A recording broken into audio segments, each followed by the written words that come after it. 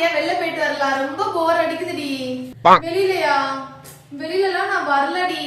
ஏன் எப்ப வெளில கூப்பிட்டா வரல வரலன்னே சொல்ற? போய் ரெடி ஆயிட்டு வாடி. நான் வெளியில வரலன்னு சொன்னா எனக்கு ஆயிட்டு காரணம் இருக்கும்டி. என் அம்மா ஏதாவது திட்டுவாங்கன்னு பயப்படுறியா? அவங்களாம் ஒன்னும் சொல்ல மாட்டாங்கடி. உன்கிட்ட காசு இல்லையா? நான் பாத்துக்கிறேன், எல்லா செலவும் நான் பாத்துக்கிறேன், ஓகேவா? வரியா இப்ப?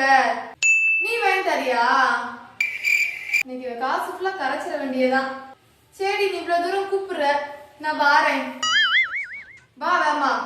நீ நம்மளாம் வெளியில வந்து எவ்வளவு நாள் ஆச்சுலடி.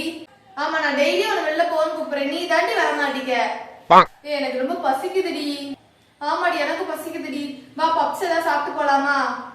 இன்னும் எனக்கு ஒரு காளான் பப்ஸ், இன்னும் எனக்கு ஒரு சிக்கன் ரோல், பன்னீர் பப்ஸ், ரோஸ் மில்க் ஒண்ணு, அப்புறமாட்டி பிளாக் ஃபாரஸ்ட் கேக் ஒண்ணு தாங்கனே. அப்புறம் 25 ரூபா டேரி மில்க் ஒண்ணு எடுத்தாங்கனே. ஐயோ, விட்டு அம்புட்டு காசு காலி ஆக்கிடுவாளே இவ. அப்புறமாட்டி லேஸ்ல 2 கொடுங்க திருங்க. நில்றி, இன்னும் எவ்வளோடி வாங்குவ?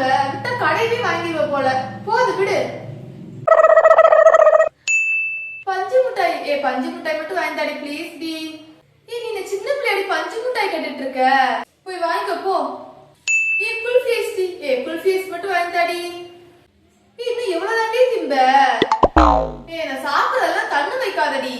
வெளியில வந்தா எனக்கு பசிக்குது, நான் என்ன செய்யட்டும் சொல்லு? உனக்கு வெளியில வந்த நல்லா ஒண்ணும் பசிக்கல, அடுத்தவன் காசுல எப்படிலாம் கரைக்கலான்னு பாப்ப, எல்லாத்தையும் வாங்கி சாப்பிட்டுருவேன். இது உன் காசு சொல்லு. ஒரு குல்ஃபீஸ் கூட எனக்குலாம் நீ வாங்கி தந்தது இல்லை இது வரைக்கும். கண்டுபிடிச்சிட்டாலே இவன்.